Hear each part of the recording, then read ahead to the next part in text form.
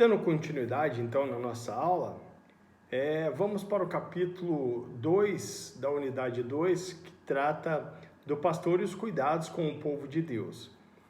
São vários os cuidados que um pastor tem que ter.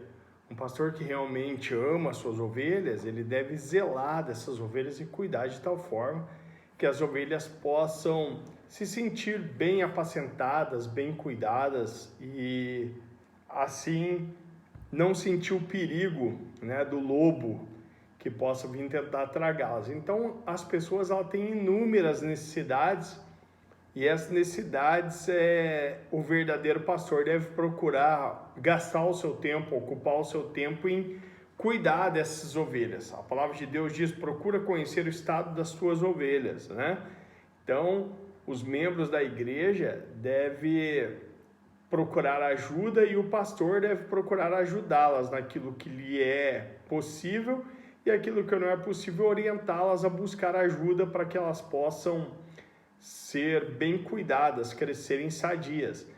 Cada ovelha tem as suas peculiaridades. Por exemplo, os cuidados físicos, que essa pessoa tem que ter.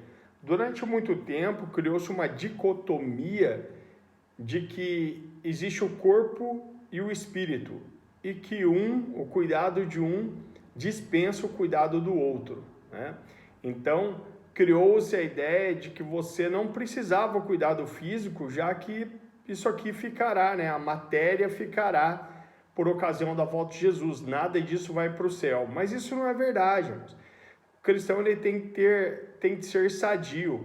O corpo foi criado por Deus e quando nós cuidamos do corpo, que é o templo do Espírito Santo, quando nós cuidamos do corpo, nós estamos cuidando de uma obra de Deus, de uma criação de Deus. Deus foi quem formou o homem e é necessário que o homem entenda que isso vamos dizer, pertence a Deus e que nós somos apenas mordomos desse corpo. O corpo não é seu, o corpo é de Deus. Foi Ele que fez, Ele que é o dono e somente Ele tem poder para fazer qualquer coisa com este corpo, tá certo? Então devemos cuidar, zelar, ter uma boa saúde. E no que se refere a esse campo da boa saúde, cabe ao pastor procurar ajudar, dando uma maior assistência então nessas áreas necessárias que as pessoas precisam, como por exemplo, orientando a pessoa a procurar ajuda médica para controlar diabetes, colesterol, pressão alta, triglicerídeos, enfim, manter esse corpo sadio, porque senão daqui a pouco nós temos uma igreja que ora muito, mas tem muitos doentes. Pastor, mas Deus não cura os doentes? Cura! Mas Deus nos deu os médicos, nos deu os remédios, Deus deu a capacidade ao homem, o conhecimento, a ciência, para que o homem pudesse desenvolver tecnologias e medicamentos para que pudesse curar doenças. Mas então Deus, qual que é o papel de Deus? Há coisas que você deve fazer e há coisas que Deus faz. O que é seu, Deus não faz por você. Você deve fazer, tá certo? Para que não venhamos nos desocupar e achar que tudo deve cair de mão beijada do céu. Bom, continuando aí nosso conhecimento, temos os cuidados emocionais. Nos dias atuais, onde as pessoas vivem sob pressão no casamento, pressão na sociedade, pressão no emprego, uma avalanche de problemas ligados à emoção vão surgindo. E esses problemas emocionais, elas podem surgir por qualquer coisa, que para você talvez seja uma tolice, mas que para outros não é. Por exemplo, um filho que quando é criança vê o pai violentar a mãe, espancar a mãe, ele cresce traumatizado. Uma filha que foi abusada pelo pai, ou um filho que foi abandonado pela mãe, Todas essas coisas podem trazer consequências severas no psique dessa criança, que ao crescer vai se tornar um adulto com problemas emocionais. Ou então a pessoa teve uma vida tranquila e de repente ela presencia no mundo de violência que nós vivemos hoje, ela pode vir a presenciar um assalto seguido de morte, um latrocínio, uma pessoa que assalta o outro e de repente, sei lá, dá 2, 3 tiros ali na vítima e mata, e você está passando na hora e você presencia aquilo, acaba sofrendo um choque emocional, né? Esse choque emocional pode causar problemas psicossociais e um estresse crônico na pessoa. E todas essas coisas devem ser tratadas, tanto com oração, né, aconselhamento e um acompanhamento de um profissional específico da área, um psicólogo, um psiquiatra. O pastor deve ter a humildade de reconhecer que esta parte pertence a um profissional. Eu oro, eu aconselho e encaminho a um profissional que vai ajudar no tratamento dessa pessoa, tá certo? Bom, temos aí os cuidados com a responsabilidade social. O pastor, então, ele precisa ser cuidadoso com as responsabilidades sociais, especialmente com a membresia, né? Em relação aos irmãos que precisam de um suporte, por exemplo, necessidade de cesta básica, necessidade de moradia, a pessoa às vezes está passando por um revés na vida, uma doença no lar, precisa de remédio, precisa de roupa. Pode acontecer, irmãos? Pode. Pode o justo passar por isso? Pode. Nós já estudamos diversas vezes que o justo pode passar por isso. Lembrando a você, aluno, e a todos que vierem assistir esse vídeo, que o verso de Salmo que diz: fui moço, hoje sou velho, nunca vi o justo nem a sua descendência mendigar o pão, isso não é uma promessa, é um testemunho de vida do salmista. O justo, ele pode passar necessidade, sim. Pode passar por lutas, sim. Pode passar por privações, sim. Né? O que não pode é ele ser desamparado pela sua comunidade, pela igreja. Né? A igreja deve procurar ajudar naquilo que for necessário até que essa pessoa consiga um emprego e se restabelecer novamente. Esse é o papel da comunidade. Lembrando que a igreja primitiva, conforme a Bíblia diz, tinha tudo em comum. Ou seja, se o rico comia um bom frango assado, o pobre também comia o bom frango assado. Tá certo? Se o pobre se o rico tinha direito a comer um pão e tomar um cálice de suco da vide, também o pobre tinha. Ambos viviam em comum, né? Eles repartiam um pão, a Bíblia diz, tá certo? Então precisamos tomar isso como exemplo, procurar ajudá-los, né? Para que todos possam estar bem, fisicamente, emocionalmente e espiritualmente, ok, irmãos? O capítulo 3, que traz a questão do pastor e etiqueta, ele é muito importante. Aliás, ele é importantíssimo, né? Porque o pastor, ele deve ser o exemplo em tudo, especialmente na forma que se porta diante de diversos eventos que ele vai. Seja o evento alegre, como um casamento, seja um evento triste, como um funeral, seja um evento formal, como, por exemplo, quando ele é convidado por uma cerimônia cívico ou cívico-militar, né? Uma parada de 7 de setembro, como que ele se porta, enfim. E para isso nós precisamos ter noção de etiqueta. Mas o que vem a ser a etiqueta?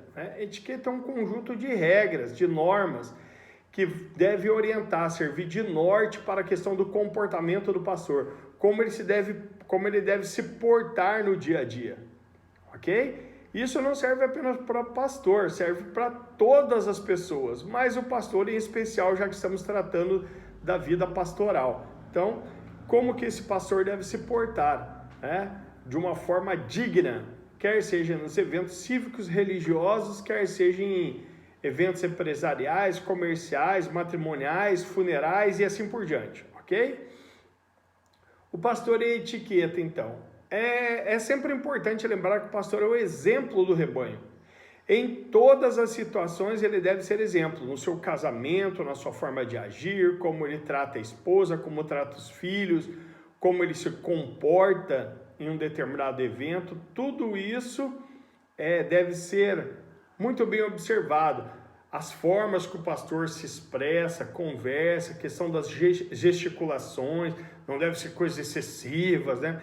Para que não cause escândalo, tá certo? Então ele deve ser prudente em toda a sua maneira de agir.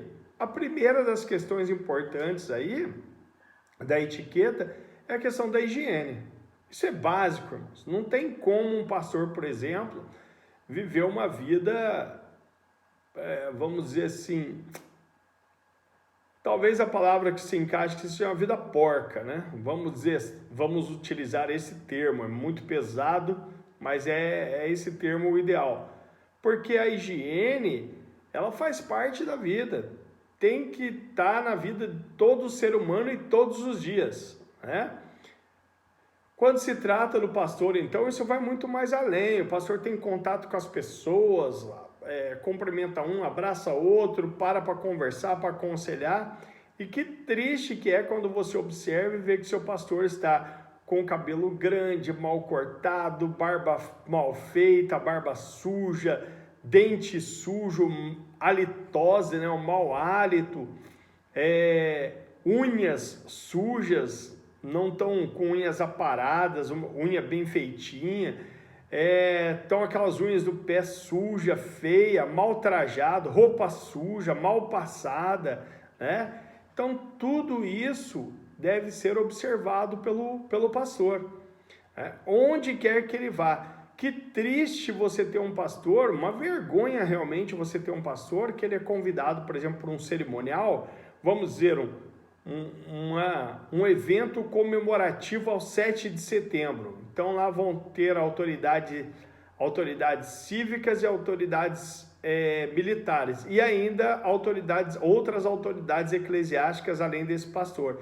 E o seu pastor vai com um terno mal apresentado, mal passado, cheirando a suor, sem ter feito uma boa higienização dos dentes, com halitose, unhas sujas, cabelo tudo desarrumado, barba mal feita, grande ou suja. As pessoas olham e não conseguem enxergar naquela pessoa uma verdadeira autoridade espiritual. Isso, amados irmãos, traz um mal, sabe, dá um mau aspecto. A pessoa, ao olhar aquilo, ela vê aquele pastor como uma pessoa desleixada, e não pode ser assim, desleixo, não pode ter desleixo, tá certo? Então o pastor ou a pastora, ele deve se portar, o obreiro, a obreira deve se portar de maneira digna. Outra coisa com relação às vestimentas adequadas para cada cerimônia. E em todas as cerimônias, em todas as ocasiões, a vestimenta ela não deve ser vestimentas vulgares, como vestimentas grudadas no corpo ou transparentes, tá certo? Se você é um obreiro, talvez isso seja interessante para as pessoas que não representam o reino de Deus. Mas se você representa o reino de Deus, roupas coladas no corpo que marquem sua silhueta de forma escandalosa e roupas transparentes, soa com vulgaridade para um representante da obra de Deus, tá certo? Pense nisso, não estamos pregando usos e costumes, estamos pregando a questão de decência. Você não está se representando, você está representando o reino de Deus. Bom, dito isso, nós precisamos entender questões das cerimônias. Um pastor normalmente ele é convidado a participar de diversos eventos e cerimônias, né? Assim é importantíssimo que ele saiba como se portar diante de cada uma dessas cerimônias. Por exemplo, primeiro de todos os pontos é a questão de assiduidade e pontualidade. Se você assumiu um compromisso de ir, vá. Não pode um pastor assumir um compromisso, por exemplo, pastor, o senhor faz o meu casamento? Faço. Chega no dia, o pastor não aparece para o casamento, deixa o casal lá e aí tem que arrumar um pastor correndo de última hora para fazer o casamento. Isso está errado. O pastor, ele assumiu, ele tem que ter assiduidade, ele tem que ser assíduo, tem que estar naquele evento. Outra coisa é a questão da pontualidade. É vergonhoso essa ideia que o brasileiro tem de acreditar que o atraso é um charme. Não é charme. Atraso é falta de respeito, tá certo? O atraso é deselegante. O elegante é você chegar no horário, cumprir o horário, de preferência venha antes, tá certo? Dentro desse aspecto que nós estamos falando, toquei no assunto casamento. Então, em um casamento, o pastor deve chegar antecipado, de preferência meia hora antes, para tomar par do que irá acontecer, né? saber se vai ter alguma mudança no ritmo ali e tal, do casamento, no ritual, o que os noivos querem a mais. Por exemplo, você vai num casamento, entra uma daminha levando a aliança. Você vai no outro casamento, já antes tem uma plaquinha, aí vem a aliança, daí depois vem as petaleiras jogando as pétalas, depois é que vem. Você tem que saber certinho para você saber o que vai acontecer em cada casamento, é um casamento diferente. Né? Já fiz diversos casamentos e cada casamento que fizemos é de uma forma diferente, porque vamos dizer, realização de cerimonial de casamento é concretização de um sonho de uma noiva diferente. Então, cada um vai ser diferente, ok? No casamento, você deve falar de forma mais moderada, mais tranquilo, transmitindo alegria, deve estar vestido adequadamente para aquela cerimônia que é o casamento, ser prudente nas brincadeiras, tá certo?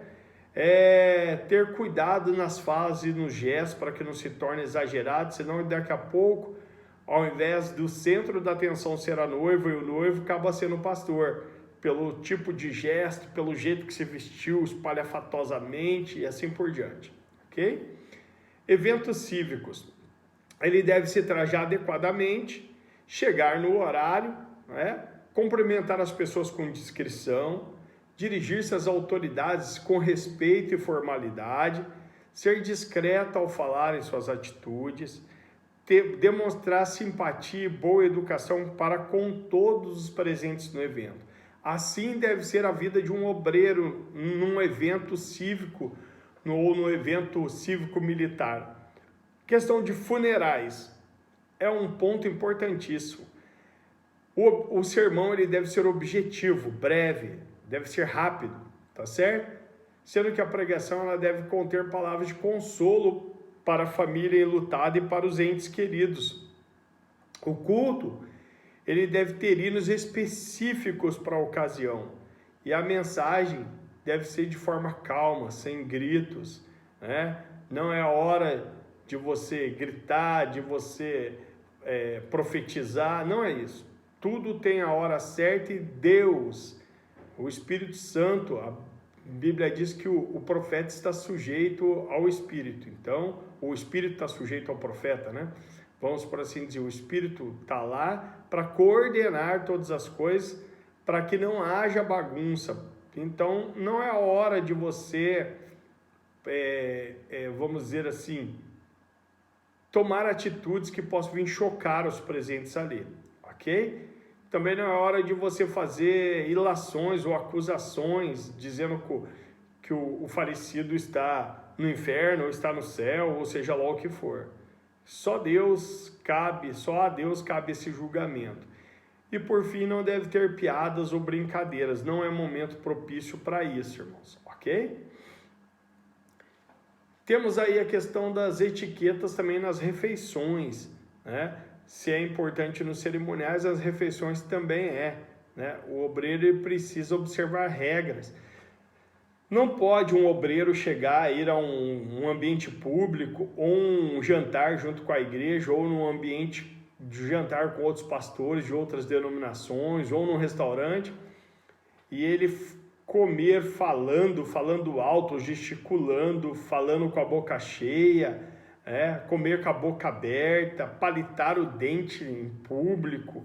Isso não convém, não condiz com a boa maneira de um obreiro. Também, ao sair da mesa para ir até o toalete, ele fazer escândalo, falar, vou ao banheiro. Né? Ninguém está interessado onde você vai, nem o que você irá fazer lá. Saia de maneira discreta, moderada, vá até o local onde você quer ir. Ao retornar, retorne também de forma modesta, sem ser observado, tá certo? Então é importante isso para que a gente possa dar bom testemunho. Evite orações longas, né? Às vezes a pessoa é chamada para ir num jantar, chega no jantar, fala, vamos aproveitar que o pastor fulano está aqui, ele vai orar. E esse pastor fulano, ao invés de orar pela refeição, para que Deus abençoe aquele alimento e as pessoas que irão participar dele, a pessoa vai orar por missionários que estão na Índia, por missionários que estão na África, pelos irmãos que estão internados, pelas pessoas que estão encarceradas. Não, tem que ser uma oração curta, breve, objetiva, para que isso não cause também nenhum tipo de mal-estar. Depois a etiqueta no púlpito, e aqui nós vamos nos deter um pouco mais, porque muitas vezes a gente fala para o obreiro, sinta-se em casa, irmão, e a pessoa acha que está em casa mesmo, ela leva ao pé da letra, ela acha que ela pode sentar de forma confortável demais, vamos dizer assim, à vontade demais, como se estivesse no sofá da sua casa. O obreiro deve sentar com postura, de forma que as pessoas, ao olharem, vejam ali um servo de Deus realmente, uma pessoa séria. Deve ter cuidado com linguagem, né? No púlpito não é lugar de palavras chulas. Aliás, fazemos aqui um parênteses, em lugar nenhum é ambiente para palavras chulas saída da boca de um obreiro, né? Nós somos santos, Deus nos chamou à santidade, como obreiros da casa de Deus, devemos respeitar todos os ambientes que nós temos, fazendo sair ou proferindo apenas palavras abençoadoras e nunca palavras chulas, tá certo? Não é também lugar de indireta, de lavar roupa suja, de ofender membros, de aproveitar a palavra, o momento que você vai trazer uma palavra ou vai pregar, ou dar um testemunho para você fazer indiretas e lavar roupa suja. Não é isso, tá certo?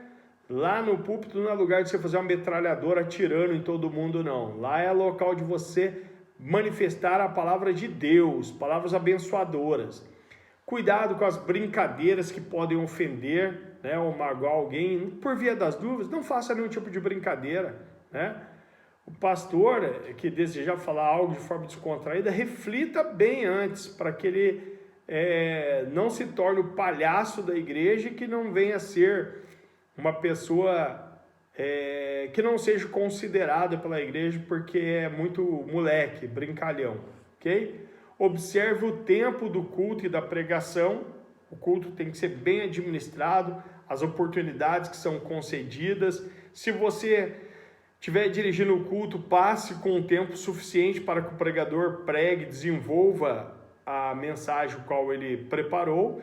E se você for o pregador, saiba administrar o tempo que lhe foi concedido para que você não se torne cansativo e enfadonho para a igreja que está te recebendo. Não ficar conversando com outros obreiros é deselegante, enquanto alguém está dando um testemunho ou está cantando, você ali conversando, pouco dando atenção àquela pessoa. Isso mostra desrespeito, falta de educação, tá certo? E ainda tira a atenção, a concentração das outras pessoas. Não ficar lendo a Bíblia ou outro livro qualquer durante esse período, porque dá a impressão que você não está nem aí para o que está sendo feito no culto, mas na hora da mensagem você vai pregar, você quer que todos prestem atenção. Isso é falta de respeito, tá certo? Gesticular naturalmente, sem exageros, questão muito calma, não ser espalhafatoso. Apresentar os visitantes com discrição, de forma a não expô-los, que senão você pode assustá-los e eles não voltarem mais. Vestir-se de forma adequada, isso é em todas as ocasiões. Receber os obreiros que vêm de outra igreja com cordialidade, com respeito, com simpatia. Cumprimentar as pessoas com aperto de mão, com firmeza, olhando nos olhos. Não é recomendado que o obreiro fique dando abraço e beijo nos membros da igreja, especialmente nas pessoas do sexo oposto, né? Porque isso pode te causar transtorno. O pastor deve ser prudente para não dar lugar à carne, né? Nem ao diabo e nem ao falatório das pessoas. Pode ser que o pastor não faça nada de errado, mas lembrando que a palavra de Deus diz: fuja do mal e da aparência do mal. Evite isso. Todo cuidado é pouco nas tratativas com a pessoa do sexo oposto, né? Trate ela com cordialidade, com respeito, mas seja prudente.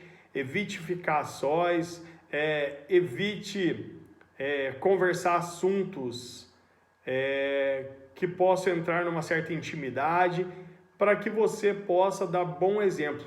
As orientações sejam sábias, sejam orientações respeitosas, sigilosas.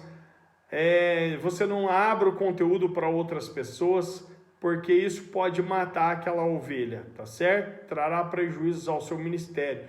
Procure cuidar dessas ovelhas. E sempre que possível, que você for tratar de algum assunto com a pessoa do sexo oposto, tenha uma outra irmã com você, de preferência a sua esposa, para que possa te ouvir.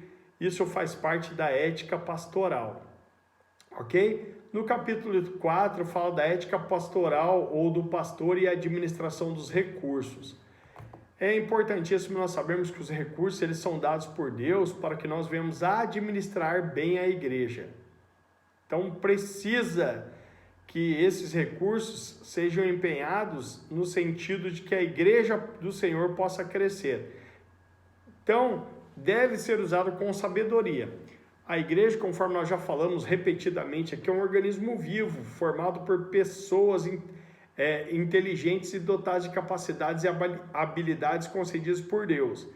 Essas pessoas, além de ter a unção e a presença do Espírito Santo na vida dos membros, são elementos que fazem a diferença no desenvolvimento e, consequentemente, no crescimento da obra do Senhor. Precisam, então, ser bem aproveitados pelo pastor. O pastor deve procurar conhecer os talentos individuais e trabalhar para que essas pessoas possam estar na função certa para melhorar a obra do mestre. Então, quando eu tenho uma pessoa bem habilidosa numa certa área, eu devo aproveitar essa pessoa de tal forma que essa pessoa faça com que o reino de Deus cresça, tá certo? Um crente que tem a habilidade de trabalhar com crianças, por exemplo, pode encontrar dificuldade ao servir ao Senhor se eu colocar um departamento de adultos. Mas, às vezes, eu tiro o departamento do adulto, coloco ela com as crianças, desenvolve tranquilamente, de forma maravilhosa. Por quê? Porque é a habilidade dela, tá certo? Já tem pessoas que se eu colocar para trabalhar criança, ela pira, ela não consegue desenvolver isso, porque ela não está ali para isso, ela não tem essa qualidade. Tem pessoas específicas para lidar com jovens, porque sabe o jeito, o trato, a maneira, o linguajar, elas desenvolvem melhor assim, tá certo? O problema é que quando não há sabedoria para gerir esses recursos, conforme deve ser feito, né? A luz da e o obreiro quer desenvolver a luz da sua conveniência, acaba que a obra de Deus é prejudicada. Então, quem não canta é colocado para cantar. Quem não prega é colocado para pregar. Quem não ensina é colocado no departamento de ensino. Quem não administra é colocado para administrar. Essa igreja vai falir. Ela não vai se desenvolver, né? São peças fora do lugar, que para completar esse quebra-cabeça precisa estar no local certo. Se você fizer assim, se você trabalhar de forma correta, colocando as pessoas certas, nas funções certas, a obra de Deus vai crescer, porque elas estão vocacionadas para aquilo. Por exemplo, tem pessoas que têm vocação para ser diácono, né? Elas conseguem servir, atender, receber bem as pessoas, acomodar as pessoas quando chegam na igreja, são ótimas para servir, mas não tem o dom da palavra. Essa pessoa não pode ser um presbítero, um evangelista, um pastor, porque a função do presbítero, do evangelista e do pastor é visitar os enfermos, é pregar a palavra, é se dedicar ao ministério da palavra, o que não é a função de um diácono especificamente, né? Então, se eu pego um diácono que não tem esse dom da palavra, mas que é ótimo para servir, e separo ele porque eu tenho simpatia por ele, e eu vou e separo ao ministério, ao presbitério ou ao ministério, eu estou matando o ministério ou a obra, né, o dom daquela pessoa, porque ela vai ficar sentada no púlpito, não vai saber dar uma boa palavra, não vai saber pregar, não vai saber cantar, não vai saber desenvolver nada. e também não vai estar servindo porque ela não é mais diácono. Então precisamos entender isso, que cada um tem as suas características. Ela precisa ter o dom do ensinamento, tá certo? Bom, a diferença então é que alguns cargos podem aparentemente oferecer maior status ou reconhecimento, então as pessoas acham, eu quero ser um presbítero, estar sentado lá no púlpito, eu não quero ser só diácono. E quando ela chega lá, ela descobre que ela foi para o caminho errado, foi para a função errada. O trabalho também ele pressupõe diferentes personalidades e aptidão. E isso deve ser trabalhado, porque numa equipe, diversas mentes pensando, muitas pessoas pensam diferente da outra. Então, cabe ao pastor trabalhar isso em equipe, para que não haja problemas de conflito entre os membros. Depois, a administração dos recursos. A administração dos recursos financeiros é extremamente importante, né? O pastor e seus liderados devem se submeter à mordomia financeira, entendendo que o dinheiro não lhes pertence, o dinheiro não é nosso, irmãos. O dinheiro é da obra de Deus, do reino de Deus, e deve ser revertido para o evangelismo e o bem-estar da comunidade local, ok? Quem brinca com essa área ou pensa que pode subornar ou enganar a igreja está extraindo o que lhe pertence, né? Haverá de prestar conta disso para o Senhor, e se for questões ilícitas, ainda vai prestar conta disso para as autoridades locais, porque uma hora a conta vem, irmãos, ok? Então, ele está desonrando o que não lhe pertence, roubando, sendo desonesto. Por isso, há necessidade de um contínuo registro de entradas e saídas, sobretudo da fiel prestação de contas por meio de documentos, conforme nós já falamos, irmãos, documentos comprobatórios. Se foi pago alguma coisa, tem que ter o recibo, tem que ter a nota, tem que ter um comprovante, né? O departamento próprio responsável por cuidar das finanças e da contabilização delas é a tesouraria. O trabalho deve ser sério e bem feito por parte da tesouraria, de tal forma que as pessoas possam ver que as doações de seus recursos são bem aplicados e que estão sendo aplicados de forma honesta, íntegra e justa, e está se revertendo para a própria comunidade ou para manter missionários, o evangelismo e assim por diante, tá certo? Vamos mudar a mentalidade e entender que é necessário administrar bem os recursos financeiros de forma clara e transparente. O pastor à frente da pós-modernidade. Bom, o mundo pós-moderno traz diversas nuances aí, diversas características que não devem ser ignoradas pelo pastor, né? Pelo menos pelo pastor que deseja exercer com eficácia o seu papel de administrador e apacentador das ovelhas. O que é pós-modernidade? Bom, segundo o conceito de pós-modernidade, não é algo tão simples que na realidade, mas é algo que adquire complexidade. Realmente a expressão pós-modernidade não possui um significado único, estático, né? Daí que nós vemos, por exemplo, que David Lyon, ele adverte que a pós-modernidade é um conjunto multifaciado vamos dizer assim, que chama a nossa atenção para um conjunto de mudanças sociais e culturais profundas que estão acontecendo, principalmente no final do século XX. E muitas sociedades avançadas, segundo ele informa, né? Tudo está tudo está englobado em uma mudança tecnológica acelerada, que vai a cada dia aí, envolvendo telecomunicações, o poder da informática, alterações políticas e sociais, o surgimento de movimentos sociais, especialmente relacionamentos de aspectos étnicos, raciais, ecológicos e de competição entre os sexos. Então, tudo isso o pastor vai enfrentar, e ele precisa saber enfrentar com sabedoria. Nós vemos aí as características da pós-modernidade. A pós-modernidade ela apresenta algumas características que refletem o pensamento desse tempo. As principais são, primeiro, o relativismo, né?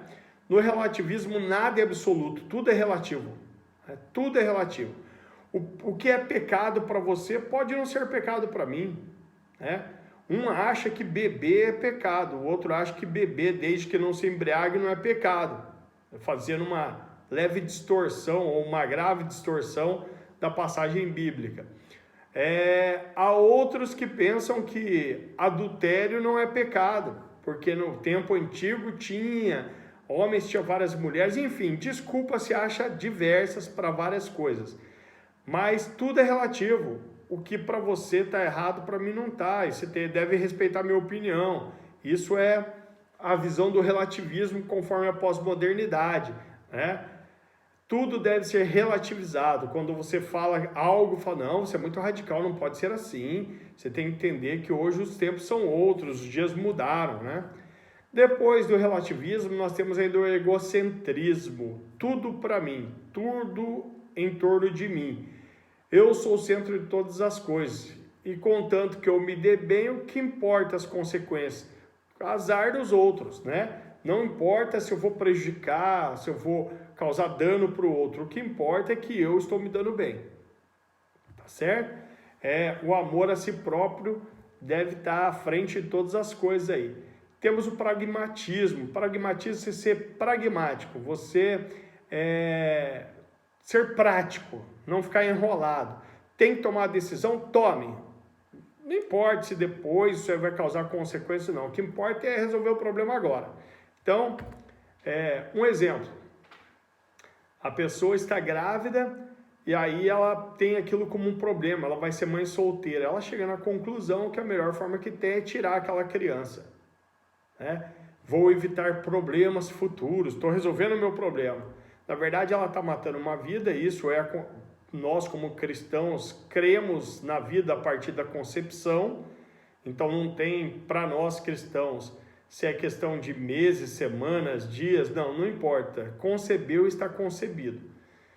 E ela decide então tirar aquela criança, muitas vezes por métodos ilegais, em clínicas clandestinas, sem perceber que ela pode estar causando um problema para o seu corpo, para o seu organismo, para o seu útero, e futuramente ela pode estar ficando até estéril, como já aconteceu o caso com pessoas famosas que não citaremos aqui, porque são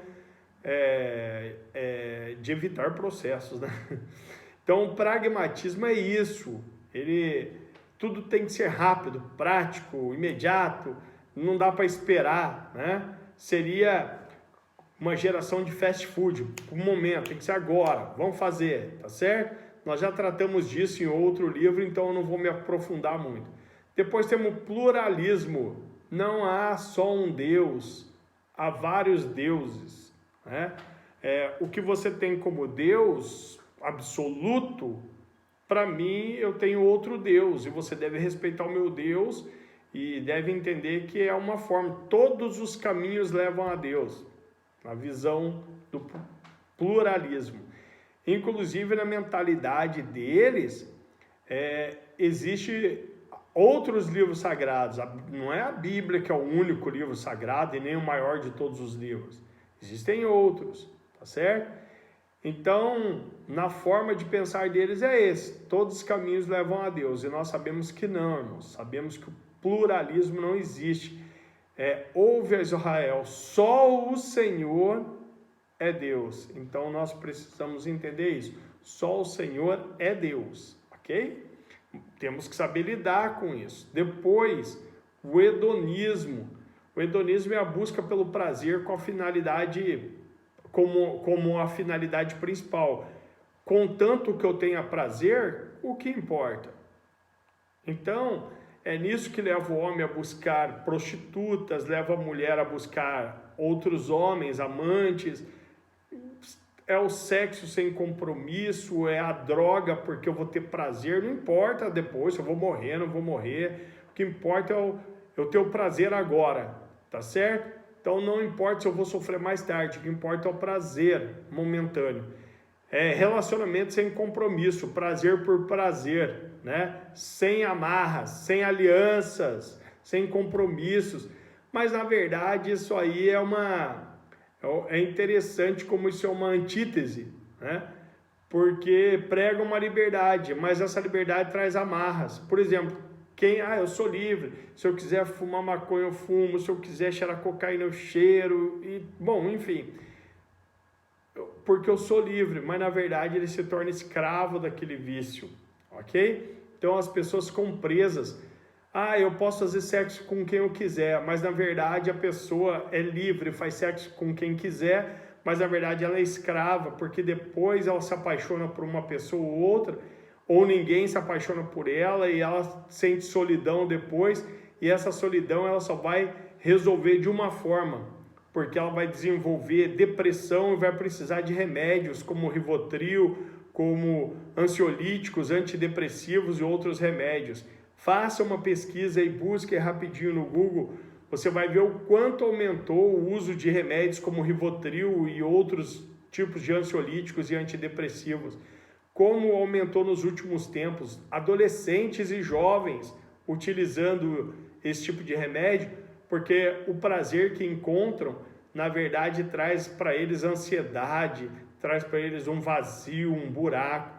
Então, o verdadeiro líder do mundo pós-moderno, ele precisa saber tratar esses assuntos, precisa estar aptos a administrar pessoas que chegam com esse grau de ferida na igreja, tá certo?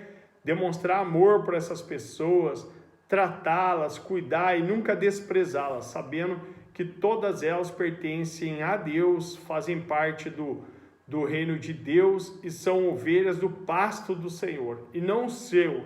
Nenhuma ovelha é sua, tá certo? Nenhuma ovelha é minha, todas são de Deus, a obra de Deus, que possamos administrar o reino de Deus com cuidado, com zelo, com amor, lembrando, amados irmãos, que o cuidado com as finanças, o cuidado com os recursos humanos, o cuidado com a ética, com a postura, com o meio de se vestir, com o meio de falar, com o trato com pessoas de outro sexo ou do sexo oposto, tá certo?